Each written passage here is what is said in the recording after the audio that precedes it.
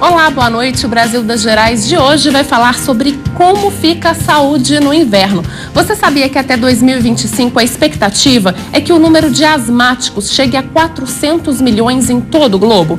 E a Organização Mundial da Saúde também aponta que 40% da população mundial tem rinite alérgica, que é apenas uma das manifestações mais frequentes da alergia.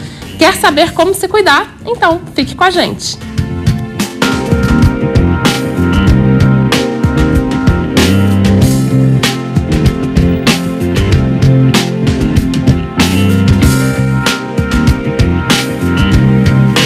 Friozinho chegando e com ele a temporada das doenças. São alergias de pele, respiratórias, tosses, espirros. Aumenta o desconforto, o número de internações e o gasto com remédios. Para se manter longe desses problemas é preciso ficar atento a algumas dicas. E por isso, aqui no estúdio eu recebo o alergista e imunologista Atahualpa Reis, a dermatologista Tátia Taranto, a gerente de assistência social do Serviço Voluntário de Assistência Social Elisângela Pereira, a estudante Isabela Ribeiro e a empresária Flávia Rangel. É um prazer recebê-los aqui. Gostaria de começar com o senhor, doutor, para a gente falar por que o inverno acaba aí aguçando tantas doenças, trazendo tantos prejuízos à saúde. Os prejuízos mais importantes são no aparelho respiratório e na pele. O motivo é que não só o frio, mas a baixa umidade no ar leva a que você possa... As mucosas respiratórias, elas no ressecarem, elas perdem uma secreção chamada natural. A secreção da lágrima, a secreção nasal, a secreção da faringe. Essas secreções, elas não são só lubrificantes, elas também são mecanismos de defesa.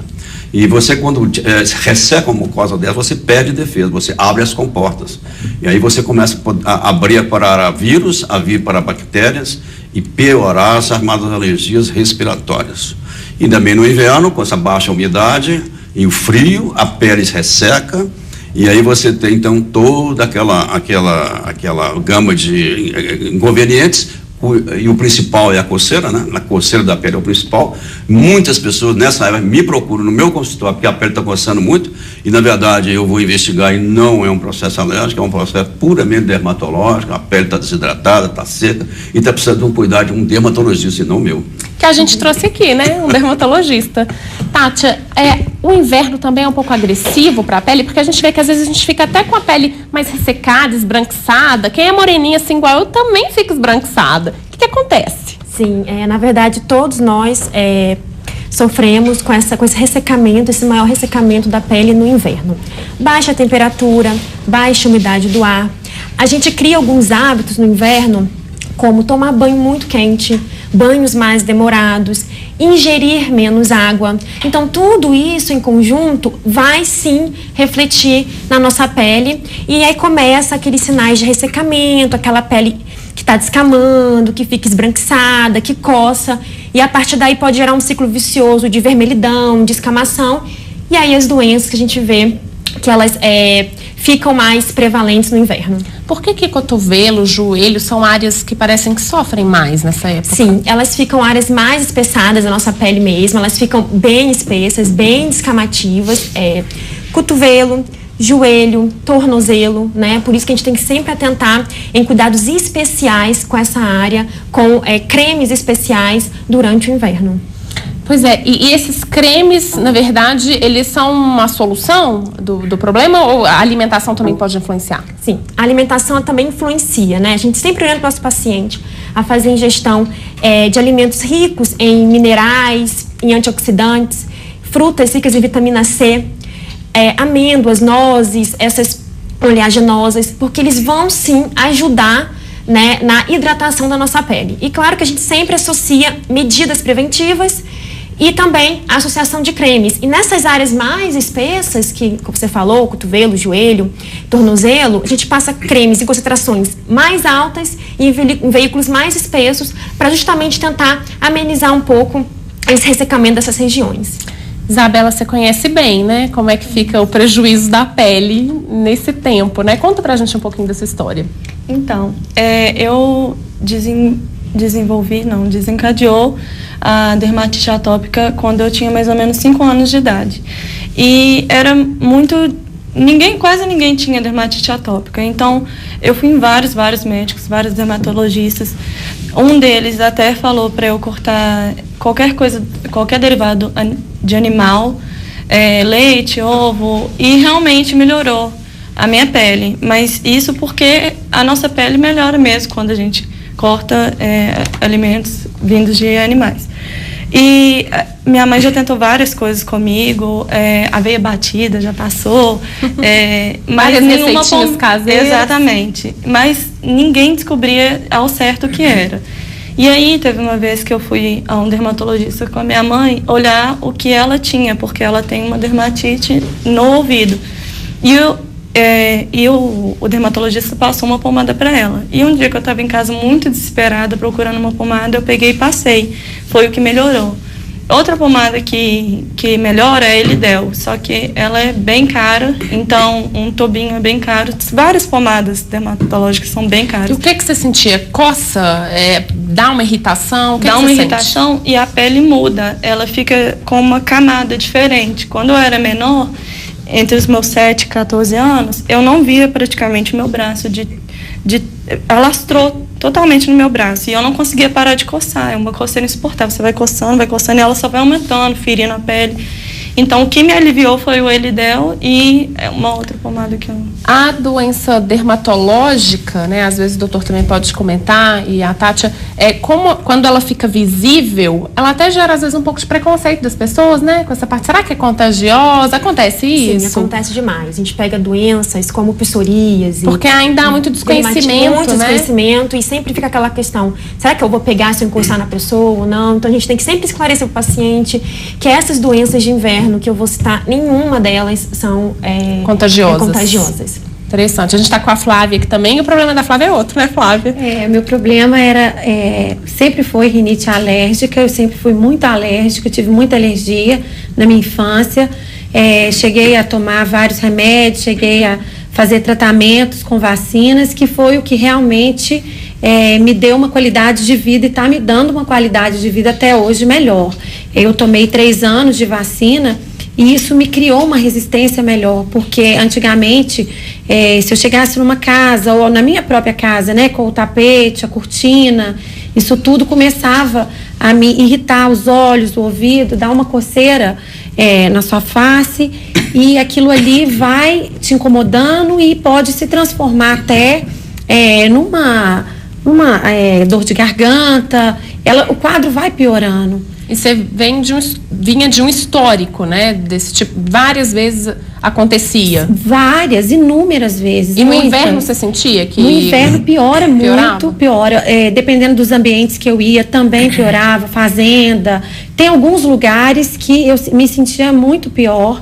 Eu sempre estava com corticoide ou com algum remédio que talvez me desse uma melhorada, para ver se eu conseguia, pelo menos assim, conviver melhor. O frio, ele também é uma preocupação das políticas públicas, né? Porque ele pode ser dramático para muitas pessoas, né, Elisângela? Queria que você falasse um pouquinho sobre a campanha que o Servas está lançando, sobre o que é. A campanha Calor Humano é a 3ª edição, né, o 3º ano consecutivo que a gente realiza. Ela visa arrecadar agasalhos, cobertores, calçados, itens como, né, a echarpe, a meia, a luva. Esses donativos, esses itens, eles são encaminhados para todo o estado de Minas, para entidades socioassistenciais que atendem pessoas que sofrem também muito com frio, não só especificamente pela questão de saúde, mas pela questão climática mesmo, né? Uhum. Nós temos aí a população em situação de rua, os idosos, né, que alguns reclamam que sentem mais frio, as crianças e famílias em situação de vulnerabilidade. Então, já deu para traçar um perfil, por exemplo, você está citando aí os idosos, isso, né? Idoso geralmente fica mais suscetível a complicações no inverno, doutor? Sim, claro. Porque o sistema imunológico envelhece, a baixa de resistência dele começa a aparecer. Então ele realmente é mais suscetível, assim como as crianças mais novas também, que estão ainda com o sistema imunológico em formação. Portanto, aí é tudo questão de resistência, defesa e imunologia. Nesse ponto, o Servas trabalha muito com esse público, né? Exatamente. Sobretudo os idosos que se encontram nas ILPs, Instituição de Longa Permanência para os Idosos, né? Que eram os antigos asilos. Hoje tem essa nova denominação. Os idosos que se encontram nessas instituições filantrópicas, eles vêm de um histórico de vida de múltiplas vulnerabilidades e nesse momento ainda continuam necessitando do nosso auxílio, né? Do auxílio de todos. A gente percebe, às vezes, né, os moradores de rua também, né, numa situação delicada. Está tendo vários pontos de coleta? Isso, são 26 parceiros, né, conosco, e são 38 pontos de coleta na cidade. Então, nós temos pontos de coleta, como, por exemplo, aqui, né, a Rede Minas abraça, a Rede Minas né, abraça a campanha, nós agradecemos muito. E pontos como o Circuito da Praça da Liberdade, a Biblioteca Pública ali que está no circuito, o Tribunal de Justiça, o Fórum Lafayette, são alguns pontos que as pessoas podem ter um acesso, né, mais franqueado e de resto a gente sempre dá a dica de entrar no site do Servas, servas.org.br, para ter acesso. Às vezes porque a gente tem também supermercados que abraçaram a campanha. Então, talvez tenha um supermercado próximo da sua casa que você pode fazer essa doação. Dá para tentar fazer um roteiro aí e ver no seu caminho onde é que tem. Exatamente, com certeza. Está bem capilarizado, né, a cidade, para que a gente facilite a participação de todas as pessoas. E não é só Belo Horizonte que é contemplada com as doações? Não é só. As cidades do estado inteiro. Hoje, por exemplo, teve conosco uma prefeitura que é ali da região de Teófilo Otoni. Então, o que a gente pode pensar? Mas Teófilo Otoni é uma terra quente. Aí eles especificaram isso mesmo. Não, nós estamos numa parte alta e a gente precisa muito de agasalho, né? E a população no município pequeno tem menos recursos às vezes, isso. Né? Então é muito importante. A gente está falando dos idosos, mas as crianças também sofrem nesse período? Elas ficam suscetíveis? Sim, ficam mais sensíveis, porque a mesma explicação, motivo? o mesmo motivo do sistema imunológico. E tem mais uma complicação no período, é que você sabe que as pessoas no frio tendem a se aglomerar mais, né? Tem que ficar mais dentro de casa, mais fechado, ambiente, fecha a janela, fecha tudo, fica dentro de casa, ou então nos ambientes externos, também tudo fechadinho, né? Isso facilita com que as pessoas comecem a contaminar-se umas às outras. E então esse é um outro motivo pelo qual essas coisas agora no inverno pioram, não é só o frio, não é só a umidade. Eu queria fazer um comentário sobre o que as duas falaram. Claro. Agora ou posteriormente? Pode fazer agora, vamos compartilhar. E é para as duas. É o seguinte, quando você tem uma árvore que está prejudicando você entrar na sua casa e você precisa derrubá-la, e o meio ambiente permitiu e a prefeitura permitiu, como que você faz para derrubar uma árvore para ela nunca mais crescer? O que tem que ser feito? Ixi. E aí? Nossa, derrubar uma árvore que nunca mais crescer. Já foi autorizado já pelo arrancar a raiz. Pois é, arrancar a raiz. Foi o que nenhuma das duas me falou. Porque todas as doenças, a atopia dela, a dermatite atópica dela, como a alergia respiratória dela, tem causas definidas. Causas apontáveis, detectáveis através de exames simples. Tem 2 exames simplérrimos. Quais, doutor? Um é o que se faz na minha clínica, chamado teste alérgico, o outro que se faz em laboratório, através de anticorpos monoclonais específicos para o que é que provoca a dermatite atópica e o que é que provoca a alergia respiratória. Você sabia que 80% da dermatite atópica tem causa apontável? Você sabe o que provoca e é só afastar o elemento e ela cura, ela sara, ela nunca mais vai se manifestar? Você sabia disso? E identifica por esse exame? Exatamente, você identifica exatamente o agente que está provocando a dermatite atópica e você vai trabalhar o agente. Assim como você derruba uma árvore pela raiz para nunca mais crescer, você derruba a sua doença pela causa e não passar pomadas e cremes. Aí você não está derrubando a árvore, você está cortando o galho da árvore. É a mesma coisa para você. Nunca você vai resolver o seu problema, a não ser quando você faz um tratamento como você fez, preventivo, com a imunoterapia, que é a vacina. Aí você melhorou o seu sistema de defesa, você conseguiu durante um certo tempo, você vai ter realmente uma boa melhora. Mas se você fosse na causa, essa doença sua poderia nunca mais voltar. Olha, gente, cena para os próximos capítulos. Nossa, interessantíssimo isso. Bem, então a gente vai fazer um intervalo e na volta a gente vai saber se os animais de estimação, por exemplo, necessitam de cuidados especiais para quem convive com esses animais, né? É daqui a pouco. Até já.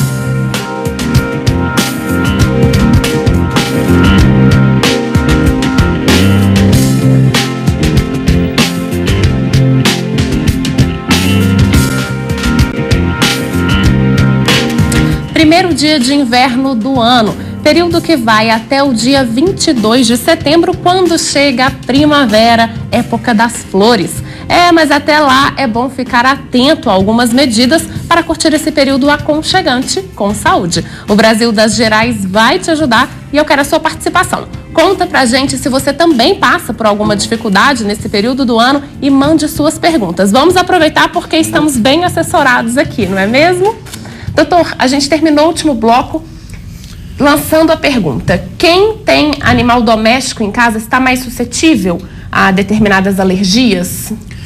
As alergias, tanto a dermatite atópica quanto a alergia respiratória, elas estão relacionadas principalmente com 6 elementos que você tem no seu meio ambiente que você vive e com 6 elementos que você come. Então, na verdade, não é muita gente não, são 12. 12 os maiores causadores das doenças alérgicas no planeta. Então, o importante é que você detecte e procure saber qual é o elemento que está provocando. E entre os 6 está um chamado pelo de animal doméstico. Então, esse é um dos 6 elementos importantes causador de doenças alérgicas neste mundo e principalmente no Brasil. Flávia, seus filhos gostam aí dos pets? Convivem? Não só eles, eu também. E como é que fica esse convívio? Então, é um convívio bom e ruim, né? O convívio bom, porque os pets são maravilhosos, né? Eu já tive gato, hoje em dia nós estamos esperando a ninhada de um cachorrinho. E é aquela história, chega, é a alegria e a tristeza, porque o nariz começa a ficar bastante incomodado. Eu tenho uma criança de 3, né, uma filha de 3, um de 5 e um de 6. Uma de 6. A de 3 é extremamente alérgica. Puxou você? Com certeza, só que eu acho que ela ainda é piorada, coitadinha. Mesmo? Talvez pela minha casa também ter fatores que talvez propicie mesmo, tapete, tem as cortinas, todos os quartos. Eu moro num lugar muito frio, então o ambiente em si, a gente gosta de dar aquele aconchego, né, para a criança. E é o aconchego que dá, é o bichinho que faz com que aconteça assim, quase que cargas de remédio. Eu tenho que dar muito para ela, pingar no nariz, soro, fazer limpeza nasal. Existe isso do filho puxar a alergia da mãe? Tem fator genético na alergia? 50% é fator genético e 50% é fator ambiental. É a somatória dos dois. Se você tiver a genética, mas tiver um ambiente saudável, você não tem doença alérgica. O índio da Amazônia não tem. Quando você mora em fazendas, tem um estudo muito bem feito na Alemanha, chamado Alex Study, que detectou o seguinte: crianças que moram em meio rural, principalmente em contato com animais, eles têm 50% menos doenças alérgicas do que os que moram na cidade. Então, esse fator ambiental é muito importante. E a casa dela, ela acabou de falar que é um reservatório de alérgenos. Lá está cheio de alérgenos. Lá deve estar lotado de ácaros, purezas ambientais, fungos, pelos de animais. Mas olha aqui, nada pode ser um achômetro. Você tem que fazer os exames dos seus filhos e seu e saber se o animal doméstico é ele, a proteína dele que está te dando problema, porque tem aí um segundo aspecto. Muitas vezes não é o animal, não é a proteína do animal, mas sabe que aquele pelo animal, ele pode agarrar nele ácaros, agarrar fungos, agarrar poeira. Às vezes é só questão de lavar o animal, não é o animal que está provocando. Às vezes vai ter são as coisas acumuladas nele. Mais banho, né, naquele animal. Aí seria banho, mas como é que eu vou aconselhar um paciente sem fazer o exame? Eu não sei se você tem alergia ao pelo do animal, a saliva do animal. Ou que o pelo ou as coisas que estão acumuladas no pelo. Porque se fosse isso, eu falo com você, lava o animal toda semana. Gato não gosta de água não, mas lava. Assim mesmo. Coitadinho, nossa senhora. Aí pronto. Mas, por exemplo, Tati, a limpeza da casa então é muito importante, pelo que o doutor está falando, né? Roupa de cama, às vezes capa de colchão, tem que ser trocada com frequência? Tem que ser trocada com frequência. Como ele falou, esses estímulos ambientais, como ácaros, pó, poeira, tudo que fica incrustado nesses adornos, eles podem sim estar desencadeando e perpetuando essas doenças, tanto de pele quanto respiratórias. A gente aconselha, sim. A Isabela comentou, né, Isabela, que como é que fica a sua casa, assim? Você consegue se organizar? A relação entre a doença de pele e esses fatores ambientais? Sim, a dermatite atópica é um grande exemplo disso. Ela tem um componente genético, mas tem esses fatores ambientais que desencadeiam, que perpetuam a dermatite atópica. Você tem algum cuidado especial, assim, na sua casa? Então, eu procuro trocar fronha, lençol, quase todos os dias. O meu gato, infelizmente, às vezes ele entra e dorme em cima de mim. Nossa, isso piora muito, muito mesmo. Mas eu procuro trancar ele lá fora, procuro não tomar banhos quentes. Isso piora muito, parece que a pele vai descascando, não sei te explicar. E dá uma piorada boa. Elisângela, quando a gente está falando, né, de roupas, de limpeza, dá para essas doações todas que o Servas está arrecadando, as roupas precisam estar em bom estado, né? Porque às vezes a gente tira aquela que a gente não usa há 1000 anos do armário e doa. Exatamente. Mas ela está indo com todos os ácaros, né? Exatamente. A gente pede, né, que as roupas estejam em bom estado. De qualquer maneira, a gente realiza uma triagem. Mas é importante que, ainda que a pessoa não consiga, ela vai doar bastante coisa, ainda quando não conseguir lavar, mas que areje essa roupa, né? Deixar num espaço aberto para poder diminuir ali, né? Até com a radiação solar, creio que melhore sim, mas que ao doar, observe que essa roupa está indo para uma pessoa que também é frágil, tanto a saúde quanto a condição de prover uma, né, muitas vezes essa roupa vai chegar, ela já vai direto pro corpo, né? Sim. Então, que faz parte do carinho, do cuidado que a gente tem com essas pessoas que vão receber, que essas roupas estejam em bom estado. Essa parte dos raios solares, é verdade? O sol mata tudo. Pois é. Então significa que eu não necessariamente preciso de ficar lavando o lençol toda semana, eu posso colocar lá no sol? Se tiver no sol, não precisa. O sol mata tudo. O sol não mata aquela gente, mas mata o resto, mata tudo. Então, botar no sol significa esterilizar. Exatamente. É até uma dica de economia, né? Uma dica boa também, né? Porque o remédio, né, as alergias, elas também têm um impacto econômico, não tem, gente? Com certeza. O gasto é grande. Já gastou muito, Isabela? Nossa, aquelas pomadas, misericórdia. Há esse impacto que é preocupante, porque a população, né, às vezes de baixa renda, que é alérgica, não tem condições, às vezes, de manter um tratamento dependendo das indicações, não é? Olha, 50% do tratamento das pessoas que não podem fazer um tratamento podem ter uma casa clean. Sabe o que é casa clean? É tão simples isso. É uma casa que você pegou um pano molhado, você limpa ela. Aqui, se você passar nessa poltrona, está limpando. Nesse chão você está limpando, naquele chão você está limpando. Se você tiver uma casa que as poltronas limpam com pano úmido, que o chão limpa com pano úmido e que tudo que tiver para limpar é com pano úmido, você elimina ácaros, poeiras e fungos. Só isso significa 50% do tratamento para tirar as causas comuns das doenças alérgicas. Aí então, já matou uma raiz. Casa clean. Tá vendo? É o que a casa dela não é. A casa dela não é. Minha não é. O grande conselho é: faça uma casa clean. A vocês, telespectadores, a casa clean faz com que, se você tem uma genética para gerar um filho alérgico, ele não vai nascer alérgico. Olha bem. Pode influenciar esse ponto? Mas eu disse isso, o índio tem genética, mas não tem ambiente agressivo. Nós moramos num ambiente como a casa dela, que é agressivo para a alergia, entre aspas, né? Sim. Não é agressivo para é uma casa. É um reservatório. Se as pessoas da minha casa forem para um ambiente que não tem essas contingências que estariam sendo agressivas a eles, talvez nós todos não desenvolvêssemos. Mas é isso que eu estou afirmando. Se você, por exemplo, for para um apartamento de férias, um lugar de férias, que for clean, como eu estou dizendo, o que é clean? Clean é que não tem capete, tarpete, estofados, poltrona, não tem almofadas. Então, isso aí é 50% do tratamento. Mulher adora decoração, enche de almofada. Adora. 50%. A gente quer um aconchego, né? Assim, uma casa gostosa, cheia de ácaros. O doutor tá falando... Eu agradeço, que é mais cliente para mim. O doutor tá falando de pano com água que pode higienizar muita coisa. Com relação ao nosso corpo, a nossa pele, tomar um banho com bucha é melhor, e muito sabão e água, ou tentar evitar nesse momento de inverno? O que é mais adequado?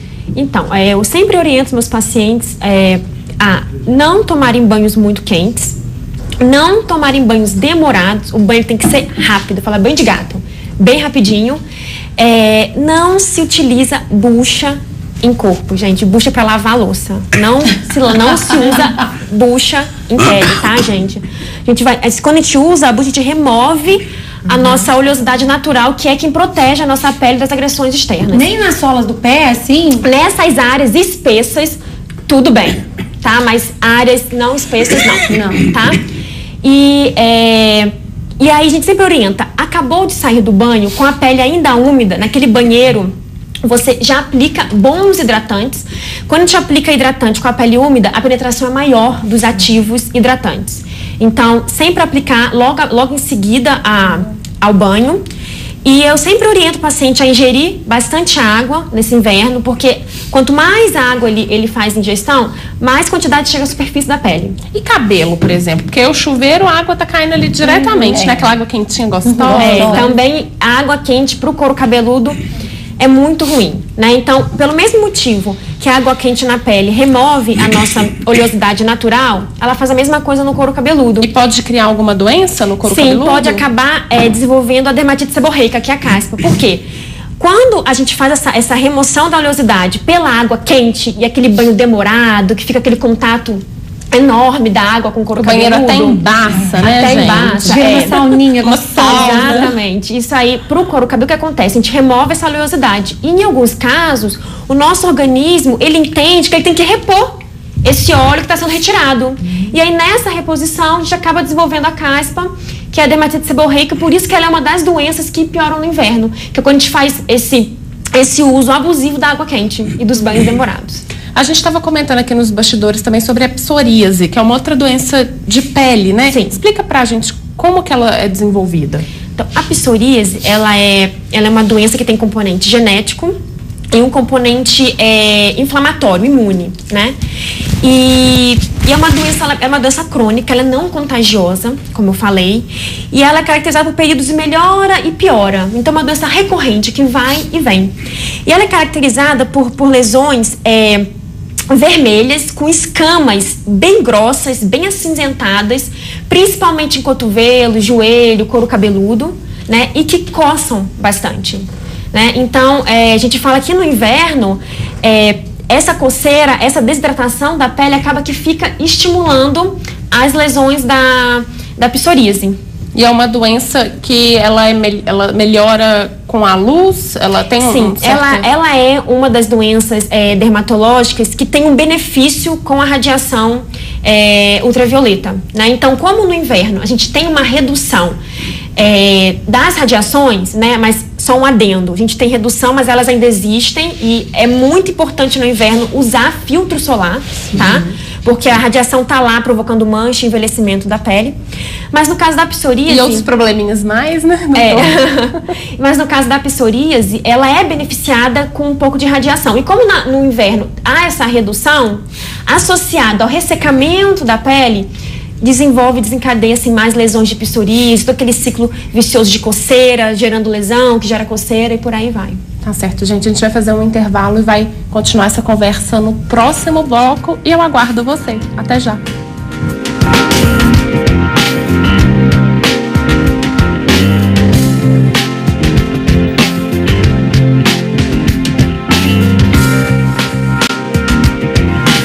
Quem acorda cedinho para ir trabalhar sabe que o esforço que o corpo está fazendo para sair da cama nesse frio, né, gente? E o organismo sente mesmo a chegada do inverno nas mínimas coisas. O programa de hoje vai te ajudar a manter a imunidade alta, mesmo com as temperaturas baixas. Doutor, para a gente começar, gripe e resfriado. A gente costuma falar sempre que está gripado. Tem diferença? Gripe e resfriado são provocados por vírus. Agora, o resfriado é provocado por um vírus assim, mais ameno, mais dócil, digamos assim, e são cerca de 57 vírus da natureza que podem provocar resfriados. Agora, a influenza já é um vírus que provoca a gripe. A diferença entre um e outro é que a influenza é uma gripe brava, que te joga na cama, que pode te dar febre, dores no corpo, te dar um mal-estar terrível e pode te matar. Por isso que existem as vacinas contra a influenza. E são feitas com os 4 influenzas que estão mais matando pelo mundo afora. E é indicada para a população em geral essa vacina? Todo mundo, de 1 ano a 100 anos. Todos devem tomar vacina. Porque é a única maneira de você não pegar um vírus violento que está rodando pelo mundo e que a Organização Mundial de Saúde determina que seja feita uma vacina para eles. Então, é tudo montado em cima dessa estratégia. O resfriado são rinovírus, são adenovírus mais leves, eles não chegam a te dar de derrubar. Você às vezes consegue trabalhar, consegue estudar, consegue tocar a sua vida, mesmo com o vírus te invadindo, não te derruba, não te mata. Essa é a grande diferença. Agora, o que é mais difícil é saber se é resfriado, gripe ou alergia. Olha, mães têm essa dificuldade. Totalmente. É uma dificuldade que eu tenho, principalmente na hora que se instala a doença, o vírus ou a gripe. Eu nunca sei com os meus filhos, inclusive comigo, o que a gente está vivenciando. É uma gripe? É um resfriado? Ou é mais uma das rinites alérgicas? Eu sempre fico na dúvida. E até uma pergunta, a gente tem que esperar uns dias para mim detectar e saber, né, o que é, ou eu tenho que sempre levar o médico desde o primeiro dia? Porque às vezes pedem a gente para esperar 3 dias de febre para as mães levarem os filhos aos médicos para ter um diagnóstico mais preciso. Não, realmente tem que esperar amadurecer um pouco, né? Nos primeiros dias não, você realmente, no início, tem dificuldade de diferenciar. A grande diferença é que as alergias são o ano inteiro, elas não são no inverno, elas apenas pioram no inverno. O ano inteiro você tem a pessoa com a chamada gripinha. Essa é a gripinha alérgica, o ano inteiro. Enquanto que o rinovírus e o adenovírus, e mesmo a influenza, ela ocorre mais nesse período do inverno. Por isso que as vacinas são nessa época. E, de um modo geral, eles dão manifestações gerais, né? Não é só localizado no nariz, vem dor no corpo, vem um certo mal-estar, uma dor de cabeça, um querer não trabalhar, um querer não ir para a escola. Aí é uma infecção viral. Essa que é a grande diferença.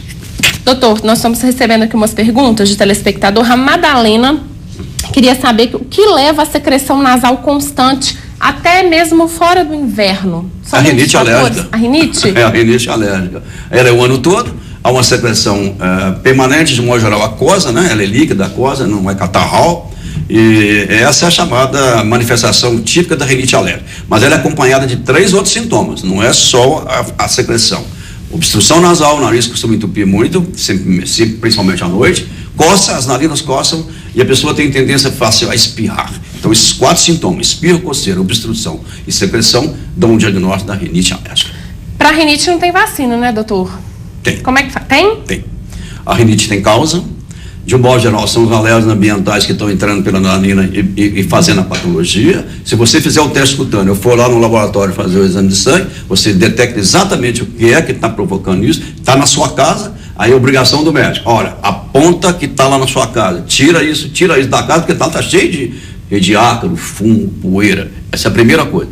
Segundo, você pode fazer um uso de um remédio constante, em longo prazo, que não deixa a pessoa ter rinite o ano inteiro. Pode ser usado o ano inteiro, e depois você tem que fazer vacina aí, de acordo com o que descobriu no exame específico. A vacina muda o comportamento do seu sistema imunológico, aumenta as suas defesas, e a história natural da doença também muda. Você é um alérgico e passa a ser não mais alérgico. Isso dura anos e anos. Eu tô vendo aqui, a Flávia tá falando de muita alergia, de alergia aguda, mas está usando um casaco chiquérrimo de pele. Eu gostaria de saber como é que foi. Você fez algum tratamento? Fiz, então. Na verdade, há uns anos atrás, eu jamais poderia estar com esse casaco nem no mesmo ambiente que eu, né? E com esse tratamento de vacina, eu me delonguei até uns 3 anos, talvez eu poderia ter chegado a 5, mas 3 anos, o médico deu uma parada para me tentar ver como é que seria o meu comportamento, e eu fui melhorando, eu fui sentindo que eu estava com mais resistência, eu fui sentindo que eu estava adoecendo muito menos, que as coisas que realmente irritavam meu nariz, me incomodavam menos ou nada, não traziam mais sintomas. Então, hoje eu posso usar um casaco, eu posso ter um pet e conseguir conviver de uma forma saudável. A gente usa muito antialérgico, né? Não sei se Isabela, Flávia. E antialérgico a gente não necessariamente precisa de receita, né? Para comprar. A gente tem um acesso muito fácil. Sim. Como é que a gente faz nessa situação? O uso exagerado de antialérgico também pode causar prejuízo? Não, eu posso usar um antialérgico. Isso é uma pergunta, inclusive o Denilson está perguntando sobre essa medicação para alergia. Assim. Não. Se houver necessidade, eu posso usar um antialérgico contínuo para uma pessoa durante 1 ano, 2 anos, então, sem que haja nenhum efeito colateral, nenhum efeito. Agora, tem 2 tipos de antihistamínico. Um é o chamado mais antigo, é o antihistamina H1, que tem efeitos colaterais. E o principal efeito colateral é que ele dá sonolência, embota um pouquinho o reflexo do indivíduo, portanto, ao dirigir ele vai ter um problema. E esses são antistamínicos que a gente usa para ocasiões específicas e não para o dia a dia, não para comprar na farmácia. Agora, os chamados de segunda geração são desprovidos desses efeitos colaterais, são bons antistamínicos, podem ser usados por longo prazo, não tem efeito colateral maior, mas não cura doença nenhuma, porque isso não foi a causa. É só, na verdade, naquele momento de fase aguda, né? Só o sintomático, não cura ninguém.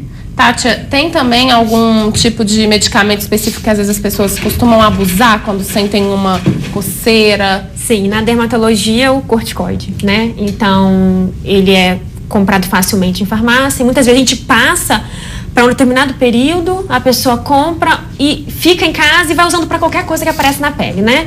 Então, assim, tomar muito cuidado com o corticoide tópico, ele causa efeitos colaterais locais, tá? E tem que ser usado somente conforme receita médica e orientação do dermatologista. É verdade que a corticoide engorda? Olha, o corticoide, sim, corticoide oral, quando ele é usado por mais longo prazo, ele retém líquido e acaba que a gente ganha um peso, sim. Você sentiu isso? Senti. Quando eu tive algumas alergias aqui na barriga e eu uso, a pomada que eu uso tem corticoide. Então eu senti, sim, que deu uma mudança no meu corpo. E o uso é contínuo? Sim, quando dá eu começo a usar e eu fico mais ou menos um mês usando direto a pomada. Tem como minimizar esses efeitos colaterais ou tem que aprender a conviver com eles, no caso do corticoide? Por exemplo, tem doenças como a proddermatite atópica em que a gente já não orienta mais usar continuamente corticoide. Então, pacientes com lesões bem ativas, a gente inicia com corticoide por um curto prazo, 7 a 10 dias, e aí eu troco por outra pomada que não vai dar os efeitos colaterais do corticoide. Que ela falou que ela usou o inibidor da calcineurina, que é o tacrolimus, enfim, que é o Elidel. Que uma das opções que a gente tem. A gente tira o corticoide a mais curto prazo e aí passa outras pomadas para fazer a manutenção, controlar aquela lesão. Vamos tentar fazer aqui uma brincadeira. Doutor Atahualpa e Tati. É verdade ou é falso? Vou colocar algumas frases e aí eu gostaria que vocês comentassem rapidamente para a gente aproveitar o nosso tempo. Doutor, natação ajuda no tratamento de alergias? É um mito. Qualquer esporte ajuda a pessoa a ser mais saudável, mais feliz e ter um organismo melhor. Então, não só a natação. Não só natação, qualquer esporte. Perfeito.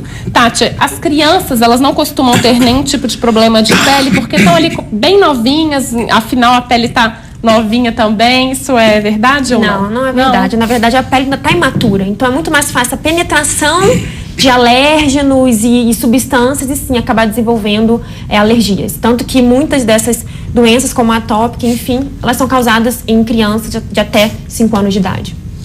Doutor, antimofo que a gente compra no supermercado, eles são efetivos? Eles ajudam a prevenir as alergias? São sim, mas desde que você detecte que você tem um mofo como um dos agentes causadores da sua patologia. Voltei de novo ao teste alérgico, voltei de novo ao exame de sangue. Agora, a gente sabe que todo mundo, não é só alérgico, todo mundo que tem contato com mofo, ele acaba tendo uma coisa irritativa. Aí não é nem alergia. O mofo, ao penetrar em você ou bater na pele, ele vai te irritar. Ele vai te provocar tosse, vai te provocar espirro, ele vai te mexer com você. E é um fator irritante. E agora, essas substâncias matam o mofo? Matam. Realmente funcionam e toda vez que você detectar mofo na sua casa, você deve fazer o uso desse. Agora, tem um baratinho, sabe? É o hipoclorito de sódio. O hipoclorito de sódio é baratinho e você pode botar ele num pano e passar em todo lugar que você quiser. Ou então você pode colocar uma bombinha, né? E aí pode aspergir por todo lugar. Nessa hora de aspergir, botar um lenço, porque tudo que penetrar na sua via respiratória ainda são irritantes, né? Proteja e pode usar à vontade. É bom sim, funciona e deve usar. Mas eu aconselho hipoclorito de sódio, é baratinho, não é barato. Bom. Diluído ou sólido? Olha. Diluído ou puro? Diluído. Uma parte do hipoclorito para 4 de água.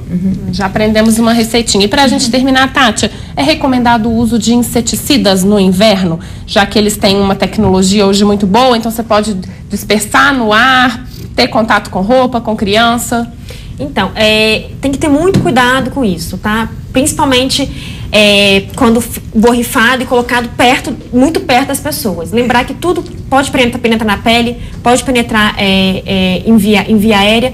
Então, pequenos cuidados na hora de dispersar, não tá muita gente no ambiente, nem criança, dispersar, sair um pouquinho, deixar aquele aerosol baixar, e aí então não tem problema não. Meninas, vocês comentaram sobre umidificador, quem mais teve? Foi você, né, Flávia? Me conta, isso funcionou para você? Então, é uma pergunta, inclusive, ótima, né, de você ter lembrado.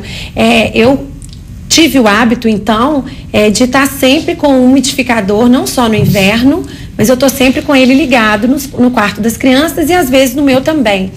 Isso é um bom hábito? Isso realmente é recomendado sempre? Porque às vezes a gente pensa que é só no período de inverno, do ar seco. Como é que é isso? Assim, é uma coisa boa, uma medida boa que ajuda, preventiva para as crianças, para os adultos? É uma medida preventiva muito boa quando tem baixa umidade do ar. Se você está sendo informado pela Rede Minas que o ar está com baixa umidade, você pode usar o umidificador e é uma ótima maneira de você realmente se defender contra essa baixa de umidade. E a baixa umidade, como nós comentamos no início do programa, é a grande responsável pelas doenças respiratórias e cutâneas. Então, você está evitando doença, sim. Agora, o problema é que Belo Horizonte tem mais essa baixa umidade em pouca parte do ano. São em períodos isolados. E eu acho que tem que ficar atento a isso. Usar assim, o direto e reto, eu não acho que seja recomendável. Porque você, inclusive, vai propiciar a crescimento de fungos, mofo. Olha.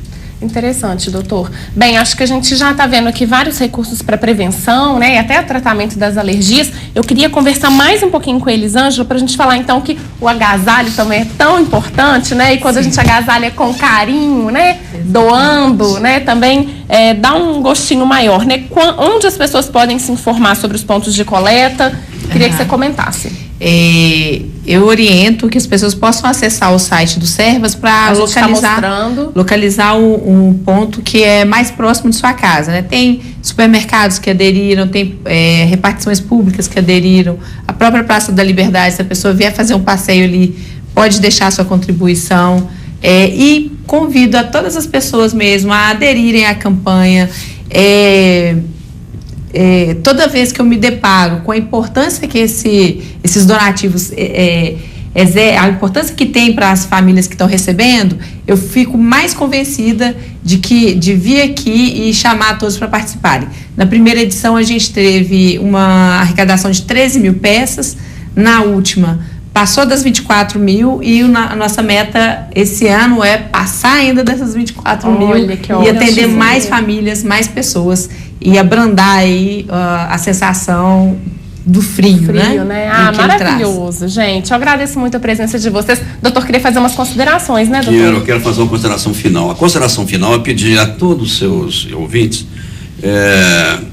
que não dê a mão para as pessoas quando estiver doente. Porque essas doenças todas que nós estamos conversando aqui esse tempo todo são transmissíveis pela mão. Não é porque eu chego no ambiente e vou tossir, ou porque eu vou falar no ambiente que eu vou pegar na doença das pessoas. Esses vírus, essas bactérias são transmitidos pela mão. Quando a pessoa está doente, ela tende a tossir na mão, passar o dedo no nariz, não é? E toda vez que ela faz esse movimento ou essa tosse, ela está botando aqui na mão dela vírus e bactérias. Pelo menos 3 horas eles permanecem vivos na sua mão. Quando você encontra a pessoa e dá a mão para ela, você está passando a sua doença para ela. Olha, ela não é sua inimiga. Por que você vai passar uma doença para outra pessoa? Não dê as mãos quando você estiver doente. A forma correta de espirrar é aqui, nunca na mão. Perfeito. E se você tem esse hábito horrível e tossir e passar o dedo, olha aqui, está contaminado, não dá a mão para as pessoas. Doutor, por favor, muito obrigada. Esse é meu apelo final, porque as doenças são transmitidas pela mão. Perfeito. Lave a mão. Perfeito. Gente, muito obrigada pela companhia. Eu também agradeço a sua companhia aí de casa. Amanhã o Brasil das Gerais fala dos festejos juninos. E tem uma verdadeira festança programada para você. Não vai perder, hein? Um beijo, até a próxima.